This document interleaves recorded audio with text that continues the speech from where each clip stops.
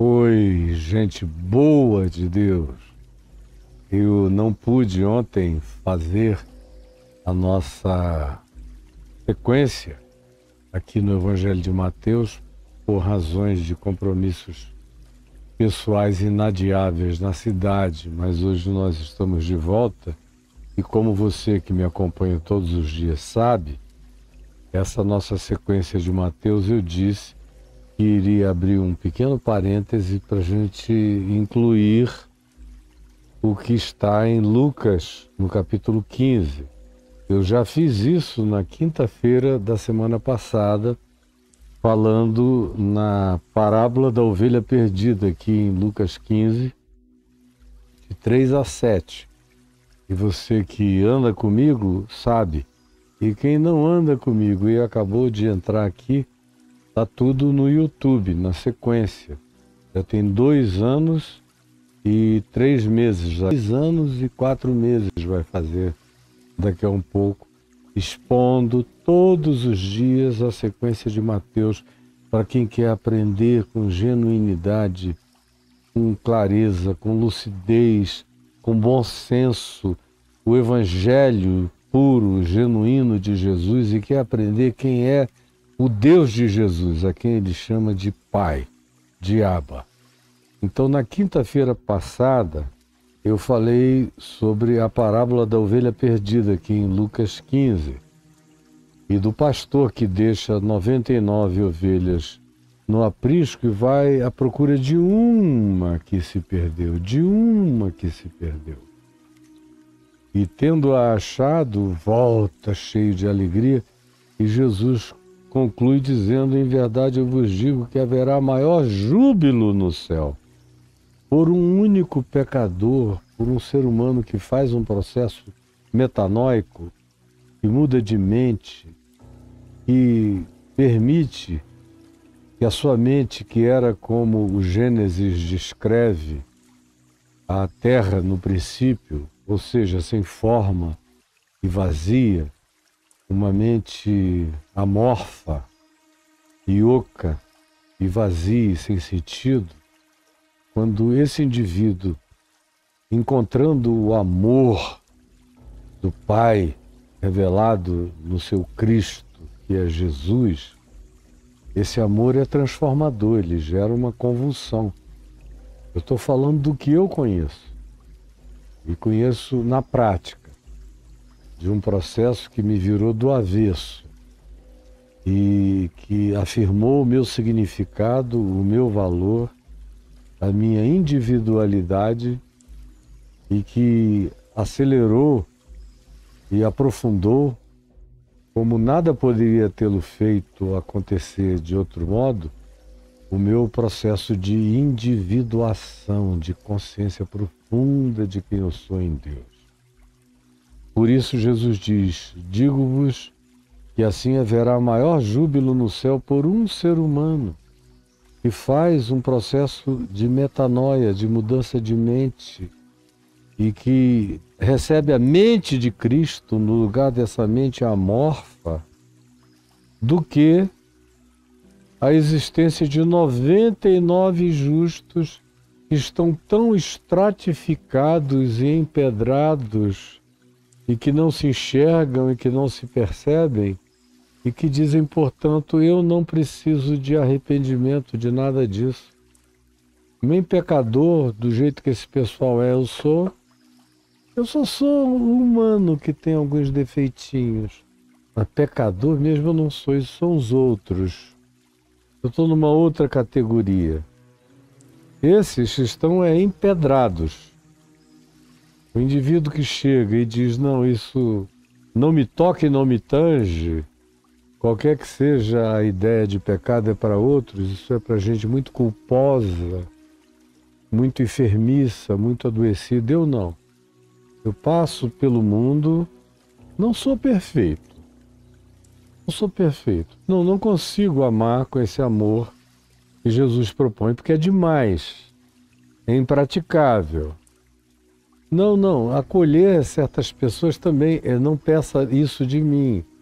Eu tenho os meus valores. E essas pessoas não cabem nos meus valores. Eu tenho as minhas crenças religiosas e eu só consigo me relacionar, talvez seja até uma limitação minha, com gente que mantém as mesmas crenças que eu, exatamente. Do contrário, olha, eu posso até estar enganado, mas eu faço isso com toda a convicção pessoal. Eu não quero nem permitir a aproximação delas da minha vida. Não, essa história de que Deus não faz acepção de pessoas é Deus. Eu não sou Deus. Eu sou humano. Eu nunca nem vou lutar contra isso. Eu dou vazão às minhas simpatias pessoais. Se rolar, rolou. Se não rolar, eu vou desgostar para sempre.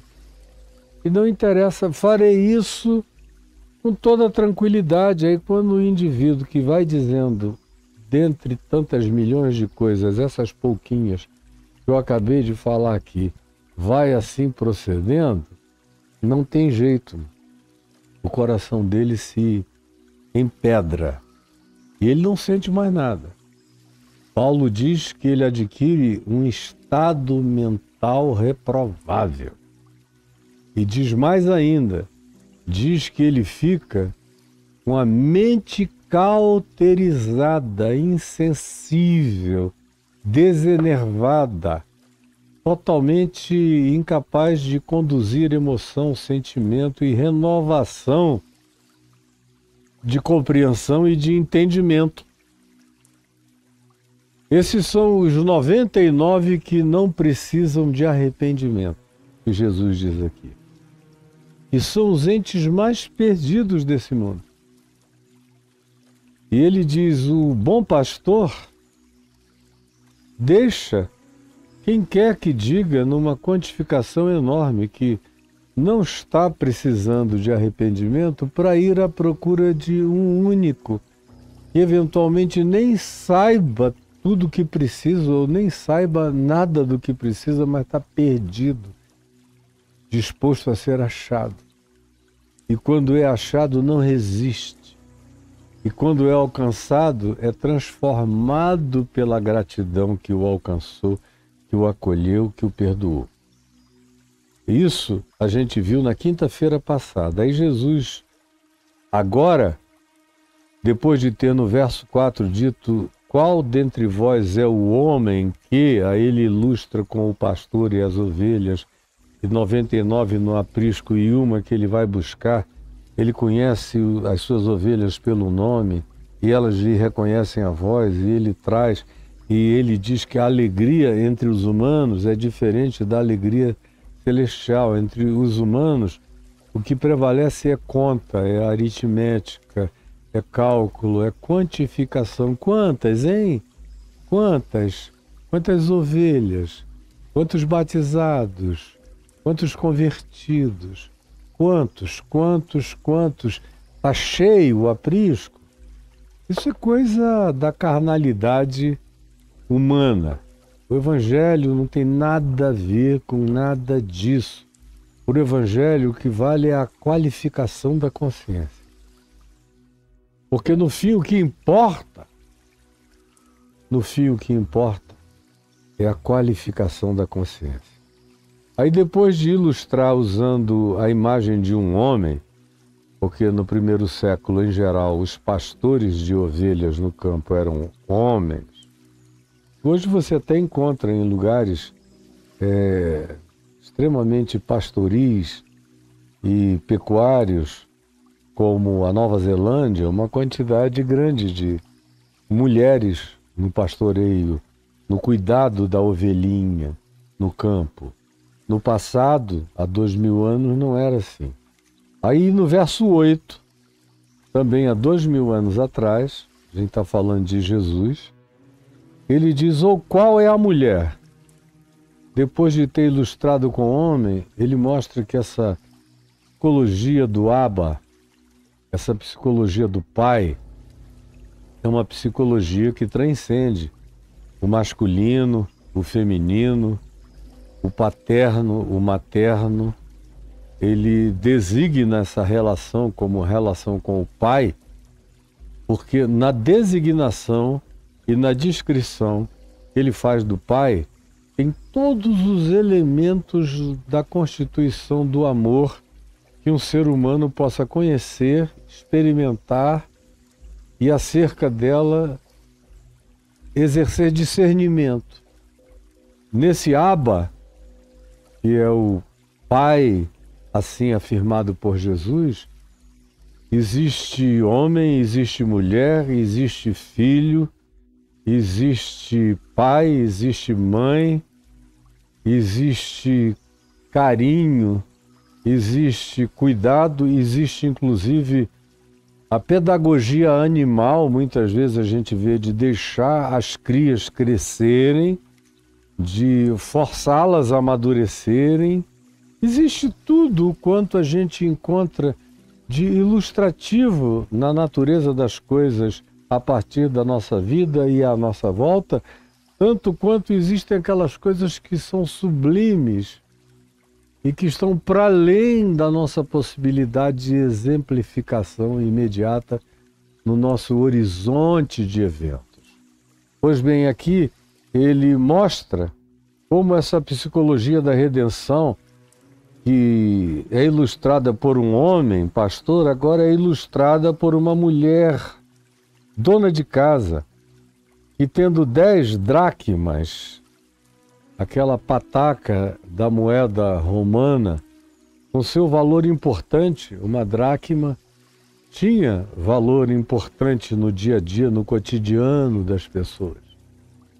De modo que essa mulher tinha 10 guardadas. Era uma boa poupança. Dava para ela garantir meses de subsistência no futuro dela.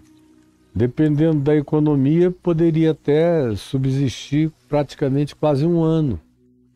Dependendo da economia da vida e de onde vivesse.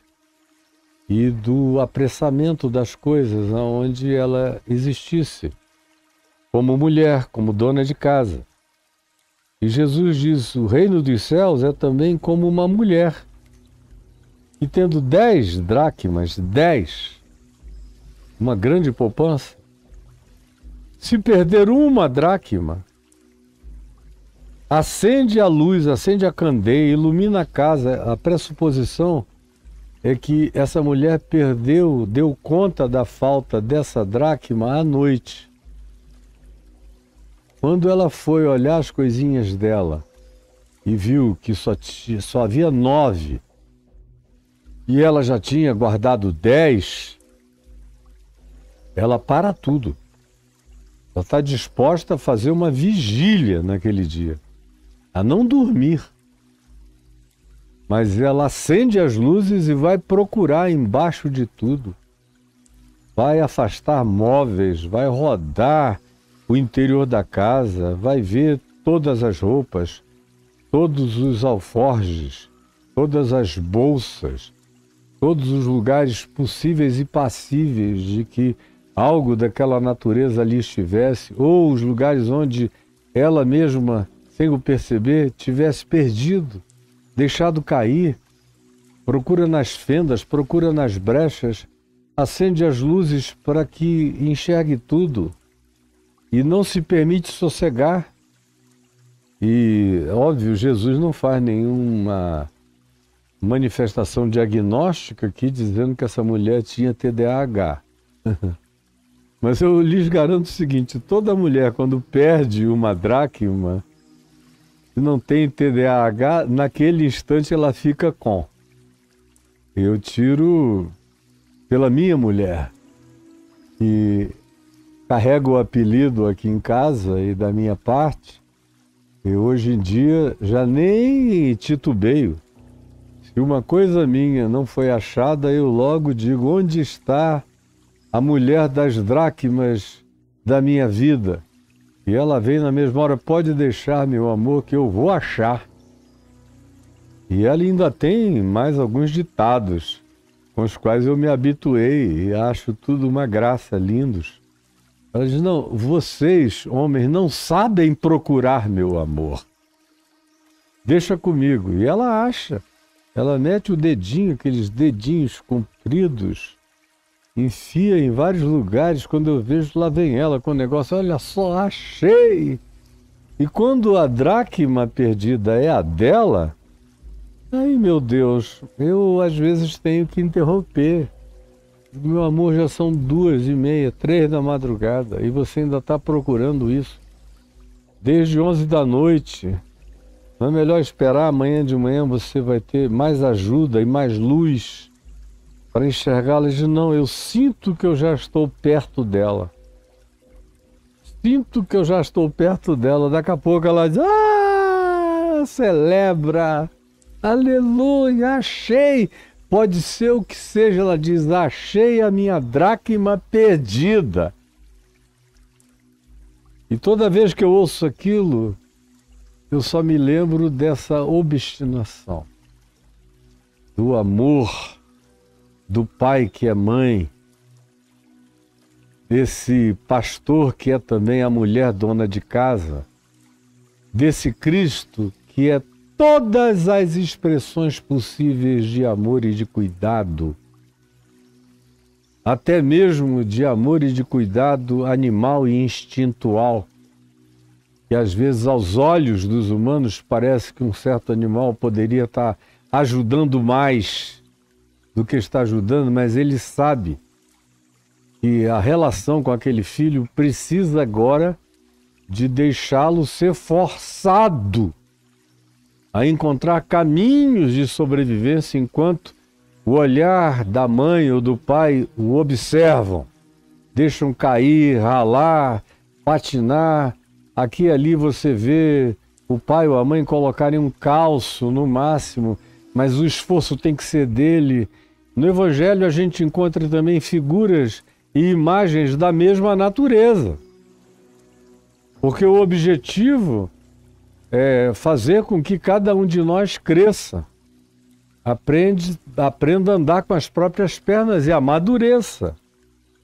Mas no texto em questão, o que está e recebe ênfase total é essa obstinação da procura.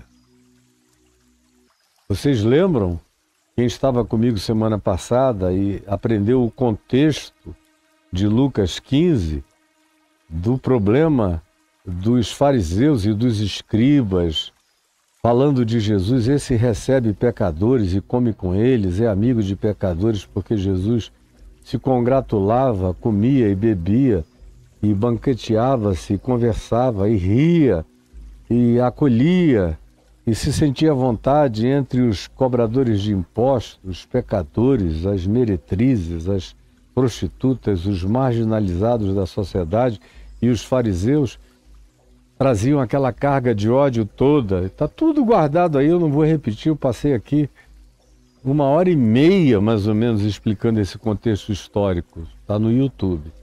Então quem quiser ajuda está dada já, para entender, para entrar no 3D do Evangelho. Senão você fica sempre no flat, fica sempre em 2D, nunca mergulha, nunca tem perspectiva, nunca é algo com dimensões mais profundas para você, porque você só chega, cai aqui, dá uma olhadinha e sai correndo. Eu não tenho nenhuma esperança de que nada melhor ou mais profundo aconteça com você. Eu não tenho. Com você assim? Não tenho. Vai ser sempre um ente da superfície.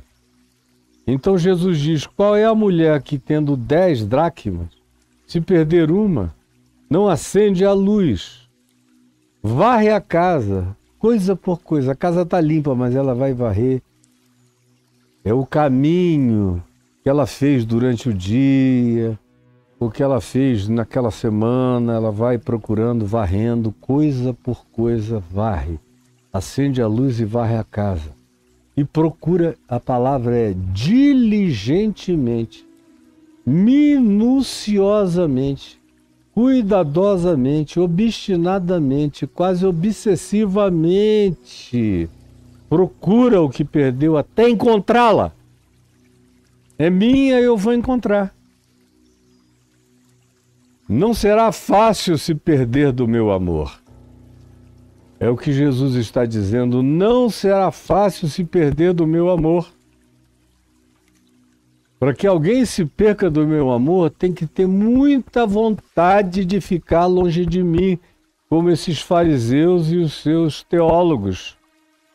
Com raiva, zangados, brigando, reclamando, mal-humorados, queixosos, culpando Deus, julgando Deus em Cristo, julgando o amor de Deus como excessivo, criando um Deus à imagem e semelhança deles próprios e projetando os seus próprios juízos de perversidade e de mediocridade sobre os outros e sobre o próximo, como faziam esses aqui do contexto do Evangelho em Lucas 15, os fariseus e os seus escribas, esses ultrafanáticos religiosos. Esses aqui fazem tanto esforço que, apesar de Jesus nunca os ter expulsado de lugar nenhum, nem quando chegou o dia da pior advertência que eles sofreram de Jesus, está narrado e a gente verá mais adiante em Mateus, no capítulo 23, quando voltarmos para a narrativa da sequência de Mateus, nem no pior dia Jesus disse: eu não quero mais que vocês, aqui no espaço-tempo, deixem de me ouvir. Vocês não têm mais oportunidade. Aqui, entre o berço e a sepultura, Jesus nunca expulsou ninguém. Agora, ele diz que vai chegar uma hora, e ele diz especialmente para esses ultra superiorizados, moral, teológica, doutrinal e espiritualmente, que vai chegar uma hora que não vai adiantar dizer Senhor, Senhor, ou em teu nome nós curamos, fazemos milagres, expulsamos demônios, anunciamos para multidões. Se vocês não vivem o amor de Deus e olham para a vida de maneira iníqua, perversa, injusta, cheia de ódio, de acepção de pessoas, vocês ficarão fora. Eu vos direi naquele dia. Hoje em dia não, ele está deixando todo mundo chegar, mas haverá um dia que ele chama de naquele dia, em que ele vai dizer: eu nunca vos conheci. Nunca. Eu tenho a memória da perturbação de vocês, mas não tenho nenhuma memória de relacionamento de amor entre nós. E nem tenho nenhuma memória de relacionamento de amor entre vocês e aqueles a quem eu amei e vocês odiaram porque eu os amei. E vocês me desprezaram porque eu amei quem vocês desamavam e odiavam. Então saiam daqui. Vão para o mundo de equidade dos iguais, dos idênticos, dos clones, dos robôs que vocês pretendem que a vida seja. Mas comigo é um mundo de gente, com individualidade, com individuação, com histórias diferentes, que chegam a mim de modos diferentes. Outros eu a eles vou, porque percebo a honestidade deles de não conseguirem se achar sozinhos. Mas vocês que dizem: nós já nos encontramos, já somos o povo escolhido, já somos aqueles a quem Deus determinou para a salvação, nós já somos isso e aquilo, vocês fiquem aí, vocês não precisam de nada. Não precisam de Deus, não precisam de arrependimento, não precisam do próximo, não precisam do mundo, não precisam da vida, não precisam da natureza, não precisam nem do planeta. Vocês cuidem de vocês mesmos. Eu vou cuidar de quem me quer, quem me precisa, quem necessita. E essa é a mensagem que está aqui centrada nesse buscar acender a luz, varrer tudo, procurar diligentemente, obsessivamente, até encontrar. E eu tenho visto nesses quase 52 anos de pregação do Evangelho, o Senhor encontrando gente que ninguém jamais imaginaria que ele estava trabalhando no coração delas, estando elas tão distantes do cristianismo, distantes da igreja, distantes de pregação, distantes de pastor, distantes da Bíblia, distantes de informação, distantes de catequese, distantes de tudo, menos de Deus. Porque o distanciamento deles era traumático e também tinha a ver com o fato de que, de modo absolutamente intuitivo, eles sabiam que todas essas coisas das quais eles estavam distantes eram representações, eram flâmulas humanas para designar Deus, mas não tinham exatamente nada em si a ver com Deus mesmo. Faziam parte do relicário, dos santos graus, dos cultos da relíquia humana e das crenças, mas não tinham nada a ver com Deus em si, como diria Immanuel Kant. Nada com o em si, com o que é, e só com o que se atribui como decorrendo dele, cuja fenomenologia de sagração e de consagração e de tornar sagrado é um fenômeno totalmente humano e nada mais do que humano, nada de fato divino. Por isso, ou por inteligência demais, ou intuição demais, ou trauma demais, ou cansaço demais, essas pessoas nem querem chegar perto disso, mas Deus chega perto delas o tempo todo. Como eu tenho assistido. Especialmente depois que eu decidi que eu não tinha mais muito tempo a dar aos cidadãos de Jerusalém, aos escribas e fariseus, aos saduceus, aos capitães do templo, aos sacerdotes da religião, e passei a dedicar o meu tempo exclusivo para o mundo, para os de fora. Eu dou prioridade primeiríssima para qualquer pessoa de fora. Especialmente aquelas que todo mundo diga, esse aí é um perdido, não quer nada. Quando o crente diz que alguém não quer nada, eu já tenho certeza que aquele cara está preparado para receber tudo. Só porque o olhar do crente já o diagnosticou dizendo que ele não quer nada. Ele não quer nada com tudo aquilo que ele não deve querer mesmo. Mas se você chegar com aquilo que ele nem sabe que procura, e ele sentiu o cheiro daquela realidade, ele quer na hora. Quando se trata de Deus, e aí eu tenho visto isso acontecer aos milhares para todo lado.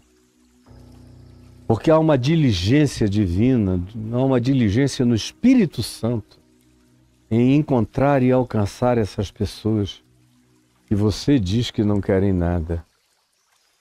E tendo achado a dracma, tendo achado esse objeto de valor, tendo achado essa pessoa que tinha um valor muito mais agora importante na subjetividade do coração de quem o procurava, maior até do que o valor da coisa em si, tendo achado esse Deus, que aqui é uma mulher, reúne as amigas, as anjas, as vizinhas, os entes espirituais, a grande nuvem de testemunhas, reúne e se alegram com aqueles que são família de Deus, tanto nos céus quanto na terra, que formam a grande congregação que só Jesus conhece. Reúne esse povo da amizade celestial, esses amigos do reino de Deus, e diz: alegrai-vos comigo, porque hoje achei a dracma que eu tinha perdido. Eu acho interessante é que essa mulher, que é Cristo aqui representado na parábola, diz que eu havia perdido. Esse Deus que assume responsabilidade com o que é dele, que eu havia perdido, Aí você diz, e quando é que alguma coisa pode se perder aos olhos de Deus? É claro que nada, né? Mas o que é lindo é que, embora de Deus nada se perca, Deus em Cristo assume responsabilidade pelo perdido. Embora nada se perca aos olhos de Deus, em Cristo, Deus assume responsabilidade pelo perdido. Guarde isso no seu coração. Embora nada se perca diante de Deus, em Cristo, Deus assume responsabilidade pelo perdido. Por isso diz, vinde, alegrai-vos comigo, porque achei a dracma que eu tinha perdido. É porque ele não enxerga tudo, é porque ele não sabe tudo, é porque ele não vê tudo, não. É porque ele tem um amor responsável. É amor de pai, é amor de mãe, é amor verdadeiro, é amor visceral, é amor intrínseco, é amor que não desiste de amar jamais, é amor unilateral e que não precisa de barganha, assim como o meu amor de pai, apesar de eu ser a pura relatividade encarnada, mas o meu amor de pai não está condicionado em relação ao cuidado pelos meus filhos, em relação a quem me trata melhor, me trata pior, ou não me trata bem eventualmente, quem é mais perceptível, quem é mais distraído, quem é nada, tanto faz. Isso no máximo faz você ficar mais amigos de uns do que de outros, assim, na espontaneidade, sem nenhuma propaganda, só porque quem procura mais, encontra mais. Quem procura menos, encontra menos. Mas você, como pai, eu, como pai, não faço acepção de filhos, nenhum. Tem filhos com os quais eu me identifico mais numa área, com outros noutra área, com outros noutra área, mas para mim são todos filhos iguais e não há qualquer necessidade de barganha. O meu compromisso vai de mim para com eles. É por isso que eu sou pai e eles são filhos. Eu não espero para determinar o nível nem a profundidade do meu compromisso com eles, o tipo de tratamento que eventualmente eles venham a me dar. Se eles me tratarem bem, felizes são eles por assim fazerem. Se eles não me tratarem bem, infelizes são eles por assim fazerem, mas eu não mudo. E nem deixo de assumir responsabilidade. Porque semelhantemente ao meu Deus, eles são meus. E a responsabilidade é minha, como eu aprendi com Jesus em João, no capítulo 13, no verso 1. Tendo Jesus amado os seus que estavam no mundo, amou-os até o fim. Venham e alegrai-vos comigo, porque achei a dracma que eu tinha perdido. Eu vos afirmo, diz Jesus concluindo, que de igual modo, do mesmo modo, com essa irracionalidade, porque a festa que essa mulher que achou a dracma perdida deu, eventualmente pode ter custado mais do que a dracma em si. Ela pode ter até feito um investimento a mais. Mas ela não estava celebrando o valor da dracma, ela estava celebrando o ter encontrado o que era dela e se havia perdido. É muito mais profundo, é muito menos quantificável, é muito mais afetuosamente qualificável. Os significados são de outra natureza no reino de Deus, as importâncias são outras, os valores são outros, os preços são de outra natureza e as demandas e os sacrifícios são feitos não a partir de somas e de contas, mas a partir de compromissos e de vínculos, e de afetos entranhados e indissolvíveis. Há uma indissolubilidade de amor manifesto nessa redenção que Jesus propaga. Eu vos afirmo que de igual modo há júbilo diante dos anjos, diante das outras camadas dimensionais. Elas estão muito mais inteiradas do que é amor, interesse, prioridade primordial de Deus na criação e entre os humanos, do que os humanos são capazes de identificar entre eles próprios.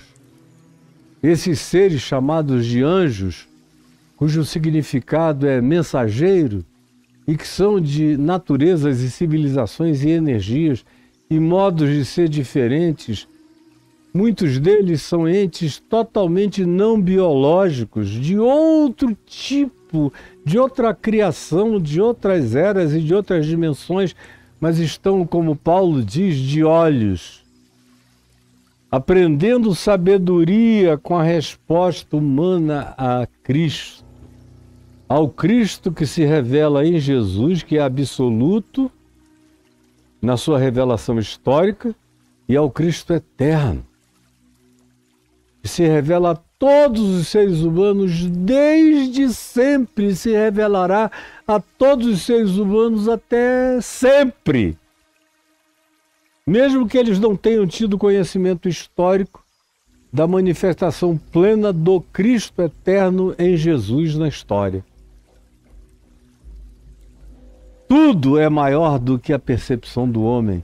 Tudo só tem validade por causa do que Deus concebe, do que Deus chama meu, do que Deus decide, do que em Cristo já está decidido, como Paulo diz, que não depende de quem quer nem de quem corre, mas de usar Deus de misericórdia para conosco. E Ele está usando dessa misericórdia para conosco toda hora.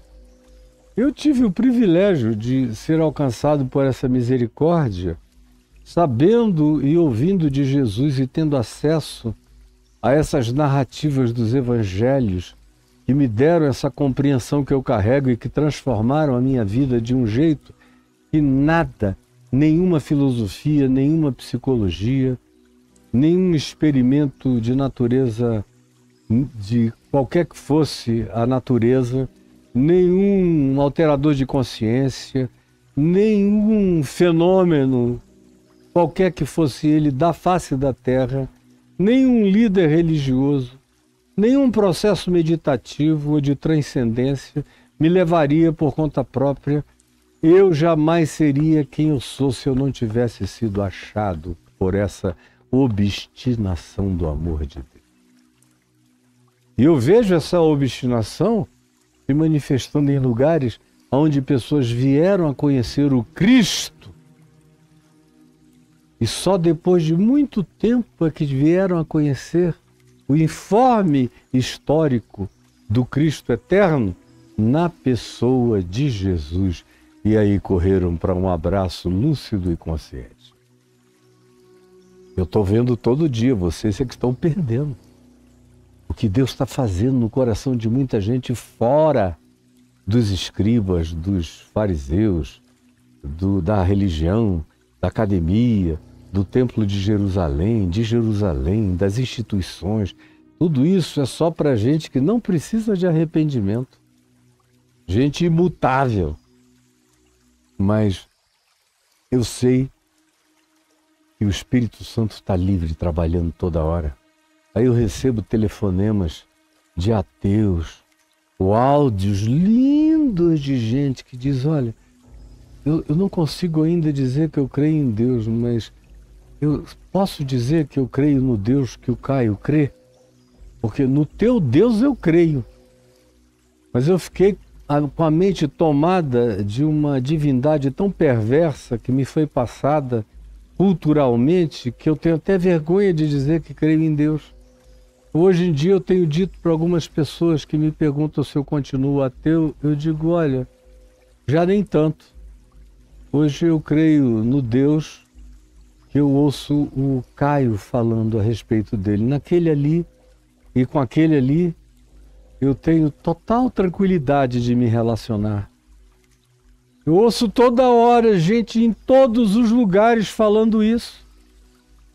O preço que eu pago é ser chamado, como Jesus foi, de herege, amigo de publicanos, de pecadores, de prostitutas, de meretrizes, de gente irreligiosa, de gente crítica, de gente de todos os tipos que têm e fazem uma crítica completamente pertinente, porque estão dizendo que os ruins são ruins, que o que é mal é mal, que o que é iníquo é iníquo e que eles não querem isso para a vida deles.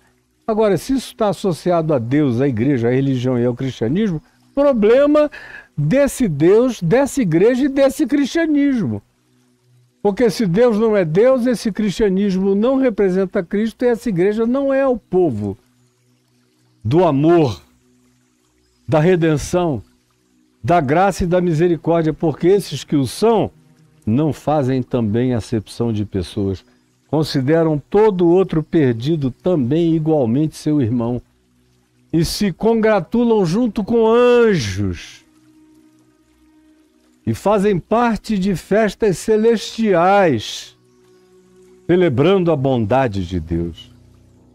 Você conseguiu entender a singeleza eterna da manifestação desse amor em meu favor e em seu favor? Amanhã nós vamos entrar no filho pródigo.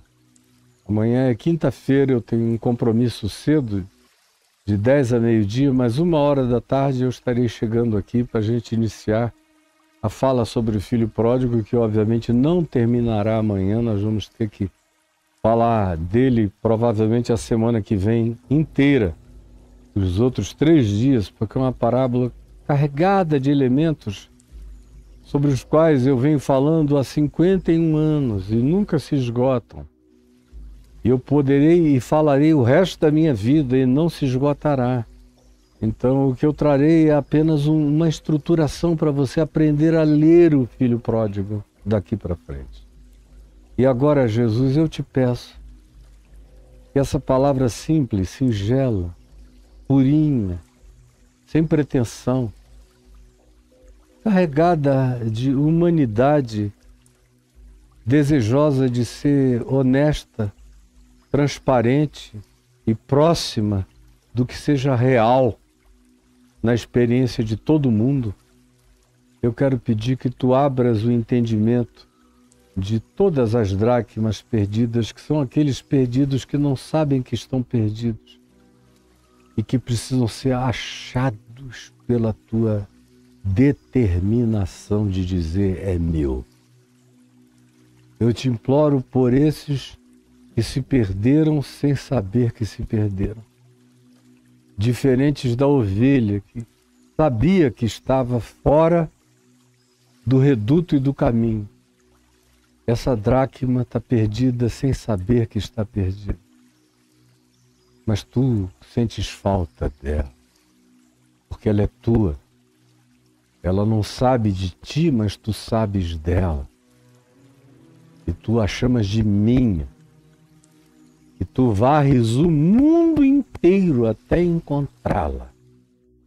Esse ente que tem valor para ti.